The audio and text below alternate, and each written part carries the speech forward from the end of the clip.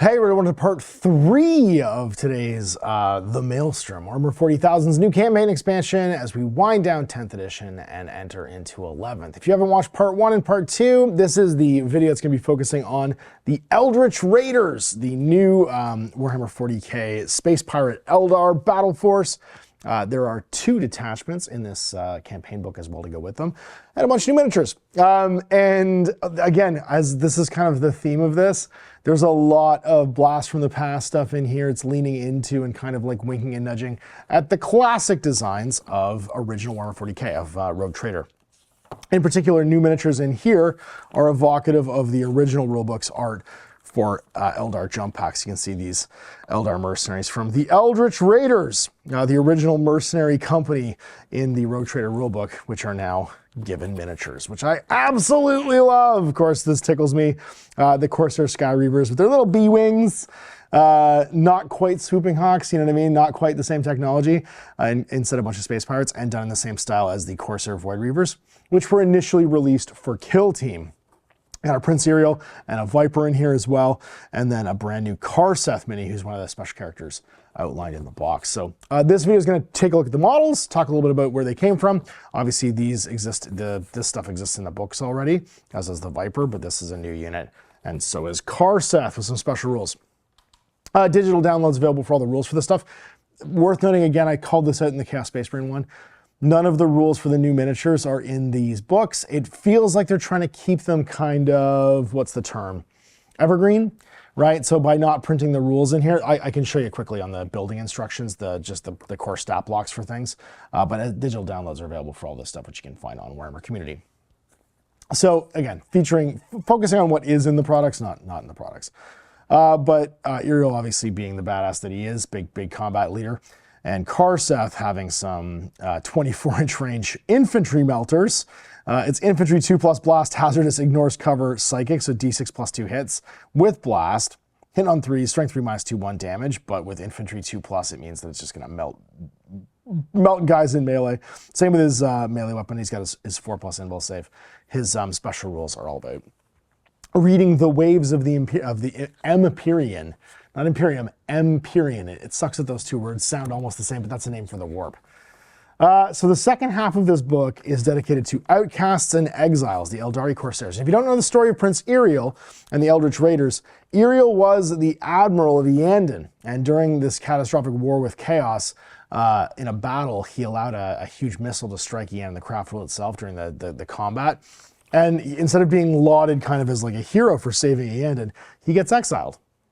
And his bitterness sends him into the Maelstrom to keep hunting Chaos. So he has a real beef with Chaos, and this leads to obviously conflict with Huron, and that sets up the general principle here. Now the Corsairs, they are some bad mamma jammas. Jump pack troops that have melee weapons, right? So splinter pistols and power swords. So like a -2, -3 saving melee attack up close, and tons of other guns, including short-ranged non-pistol weapons too, right? So you get a flamer, you also have a melt-a-gun if you want, and then all of the other the pistols and stuff like that with their basic like shred, and then your melee weapons, of course, have that -2 save because they're power swords, right? So 3 attacks, strength 3, 3 attacks on 3s, strength 4, -2, 1 damage.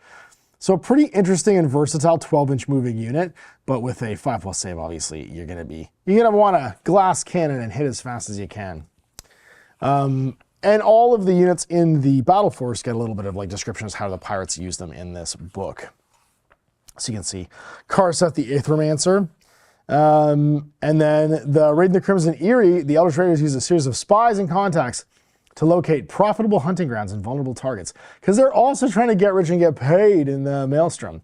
All the pirates equally kind of like scurrilous in their ambitions, because you gotta keep your void ships running. You gotta keep fuel in the tank, bullets in your guns.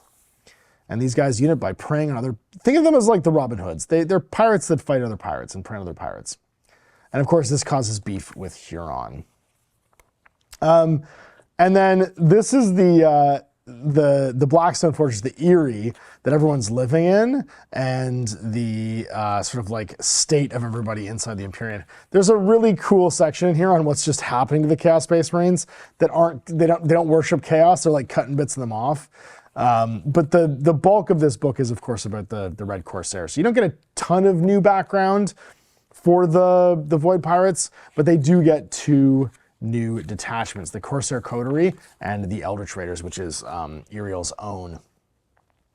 So let's start with that. Yriel's own, the Eldar units in your army are eligible to declare a charge in which they advanced. In addition, every time Anrath, Rangers, or Shroud Runners units in your army advance, they can reroll the advance roll because they're just that damn fast. And they are veterans of the Void. Each time you add an Anrath unit from your army, it can be given one of the Corsair enhancements. See right. Each Corsair enhancement included must be unique. If you get given a Corsair enhancement, you must increase the points based on the Mutilarium Fill Manual. So these add to your value, basically.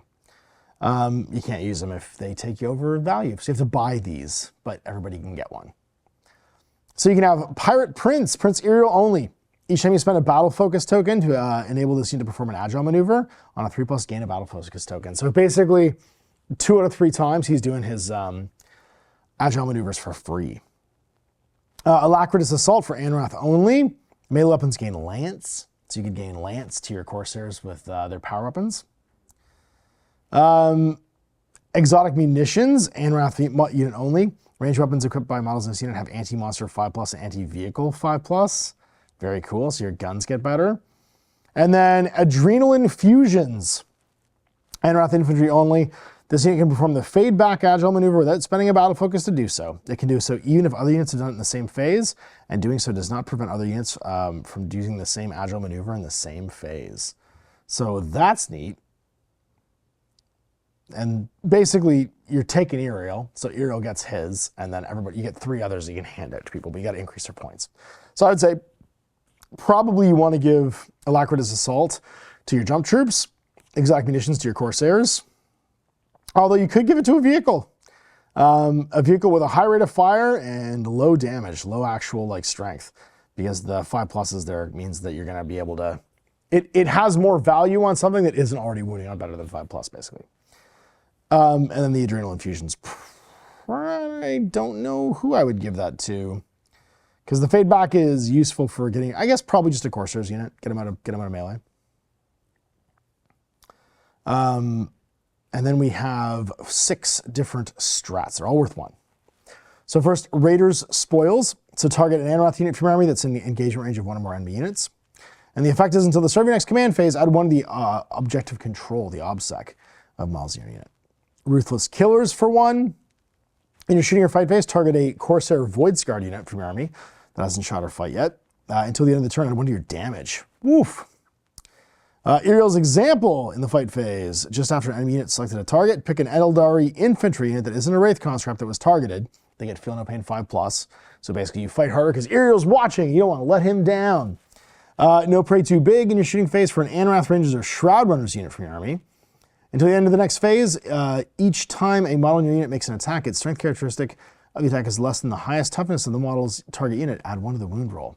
So if you're shooting low strength guns, it gets better to wound. It means like the Rangers are shooting for the eyes and stuff. Impending Fire in your opponent's charge phase at the start. 1 Ranger, Shroud Runner, or Starfang unit from your army. Select 1 enemy unit, excluding Titanic units, visible and within 36 of your unit. Until the end of the phase, each time that enemy unit declares a charge, subtract 2 from the charge roll, cumulative of all other negative charge modifiers. So basically, you're having a unit do this strat to slow somebody down, even if the charge is somebody else. And then Withdraw and Reinforce in your opponent's fight phase. Target an Anrath unit from your army that's not within engagement range of 1 or more of your enemy units, and remove them from the unit and put them in strategic reserve. If that unit's below starting strength, return all destroyed models, excluding character models, to the unit. So like 10 minute of Corsairs falls back, and there's 3 left, and then you redeploy them, 7 more come back. Withdraw and Reinforce. They call in more pirates. So particularly with this army, because of like the cap on handing out your enhancements and stuff, it does feel like these, and a little bit maybe the Chaos Space Marine ones too, are meant for the incursion level games in this campaign, right? Because you're going to get diminishing returns the bigger your army is for some of these. Yeah, this is one of those ones where it feels like it's just meant for that 1,000 point block. And then we have the Corsair Coterie as our special one, our second one, sorry. First attachment rule is Relentless Killers. While an objective marker is under your control, each time an enemy unit ends a normal, advanced, fallback, or charge unit, within range of the objective marker. Roll a d6 on a 2+, they take d3 mortal wounds. You trap everything. And then Anrath units from your army have the following ability, Void Thieves. At the end of a phase, if this unit's within range of an objective marker you control, the objective marker remains under your control until somebody else comes along. Veterans of the Void. Each time you add an Anrath unit from your army, it can be given up to 1 Corsair enhancement. And each Corsair enhancement can only give them 1 spell, blah, you have to pay the point cost. Same as the other army. So first you have Infamy and Aura for an Anrath unit. While an enemy unit's within 3 of the unit, subtract 1 from its objective control. Webway Pathstone, to a minimum of 1, by the way. Anrath models only. Models in this unit have the Deep Strike ability. In addition, once per battle at the end of the opponent's turn, if this unit's not within engagement range of 1 or more enemy units, it can use this ability. It falls back and goes in strategic reserves. Arch Raider for an Anrath character. At the start of the battle, select 1 character model in this unit. And that model has the following ability, Lord of Deceit. Each time your opponent targets a unit from their army with a stratagem, if they're within 12, the strat cost goes up by 1. So he's a, a disruptor. And then Voidstone for an infantry model, they get 5+. And so do the models in the unit. So if you have a character, I guess, Anrath infantry unit only. So you give it to a character, and then the whole unit would get a 5+ invul save. And then you got our 6 strats again, all worth 1. Pirate's Due is the first one in the fight phase. Target 1 Eldar unit in your army that has not been selected to fight this phase. The effect is until the end of the phase. Each time a model in your unit makes an attack, reroll a wound roll of 1.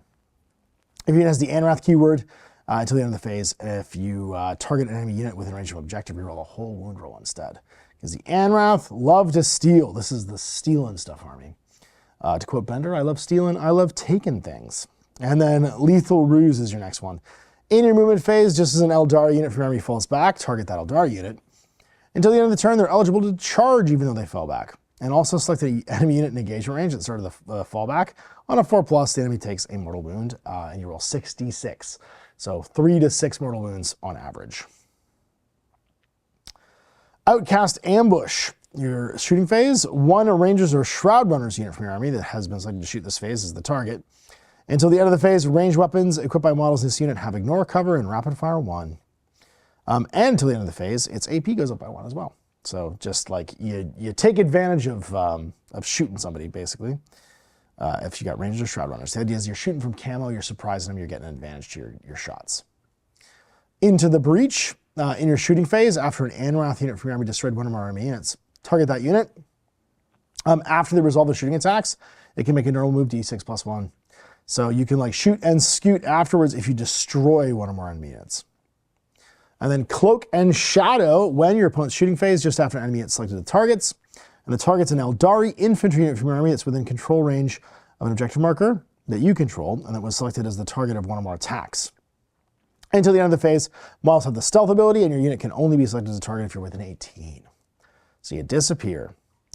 And finally, Vengeful Sorrow. In your opponent's shooting phase, after they've shot, 1 Eldari infantry army that had 1 or more models destroyed by the attacks, and if that Eldari unit's neither battle shock nor in engagement range of enemy units. The effect is your unit can make a surge move. To do so, roll a d6 and add 1 to the roll, and you can move that many inches as close as possible to the closest enemy unit, and you can go in engagement. So a lot like the surge roll for the Corsairs, and for Lufkit's bodyguard or whatever, you can push in. And that's it. So again, both of them relatively similar. This one's not Yriel focused. It's more about Rangers and Anrath. The other one's about Yriel's personal guard, right? So using the advantages of that. Bit more movement focus, bit more damage focus on the other end. But you got your choice. And that's the Eldritch Raiders stuff. So again, they're featured, but they're a bit light. It feels like the emphasis is really on Huron and his like dominance of the Maelstrom. Yriel's in there. So if I was an Eldar player, I might feel a little under-featured, but you know, everybody likes Space Marines, even though these are some of the nicest Eldar models I think made in a long time. And I love the homage to the old stuff. That just makes me really happy. I like the idea of Eldar mercenaries too, and that not everybody fits into the social sort of like stamp of the Eldar, and that there's like outcasts and renegades. That's my favorite. So there it is, Lair of the Tyrant, these last 2 detachments. Next up in the videos is going to be us checking out the character creation rules, the Crucible Champions. And also the last 2 detachments from this book, which is the Orc and Leagues of Votann ones, because they didn't really fit nicely with the model releases, so they're getting lumped in with that. So there it is. Big thanks for watching. We'll see you for the next video, or if not, until next time, I'm Ash.